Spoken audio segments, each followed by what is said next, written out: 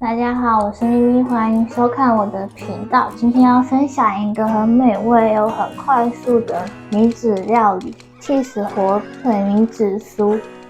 首先，我们来准备浸泡米纸需要的材料，需要鸡蛋1颗，还有牛奶20 ml。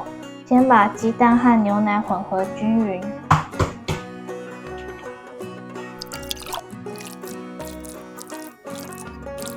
混匀之后，我们来准备剩下的材料。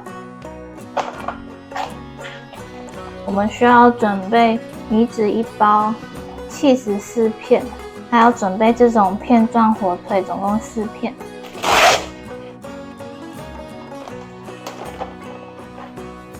我准备的米纸是这种比较小的米纸，所以我会2张叠在一起，当做一层。今天的米纸酥，我们总共需要叠2层的米纸。所以，如果你也是准备这种小张的米纸的话，一个米纸酥就是需要10张。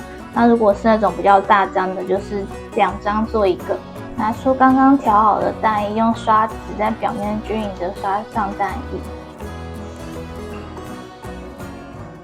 如果是这种小张的话，就把它叠成一个正方形。一样的方式叠2层。然后取一片火腿，放在左下角1/4处，起司放在旁边，边缘记得都要留一点空隙，等一下要把它压紧，然后把米纸给对折，再对折一次，让起司在上面。因为火腿比较重，然后等一下烘烤的时候，这个米纸会蓬起来，所以起司在上面，让它比较顺利的膨胀。表面我们再刷上一层蛋液，边缘的部分把它给压紧。这样子米纸酥就完成一个。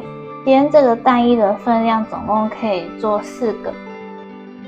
这次在蛋液里面是加牛奶，不是奶油的原因，是因为我里面已经有包起司，我觉得它的奶香味已经是比较充足的。还有就是加牛奶的话，烤出来的饼皮它会比较 Q 一点，它不会像加奶油的那么脆。我觉得脆一点的饼皮比较适合蛋挞或是苹果派那种酥脆的表皮。这次的米纸酥，我希望它吃起来是再稍微软一点的，所以我就会在里面加牛奶。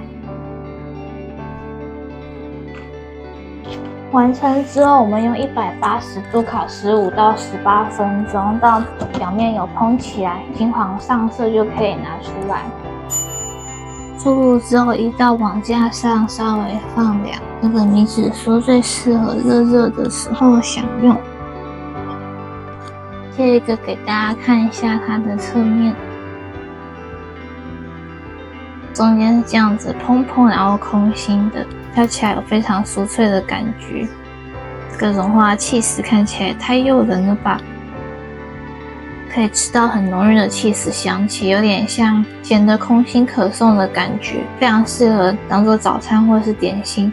如果你也喜欢制作无麸质的点心，也欢迎订阅我的频道并开启小铃铛，下次你要制作时就会很快的找到它了。我们下一期见，拜拜。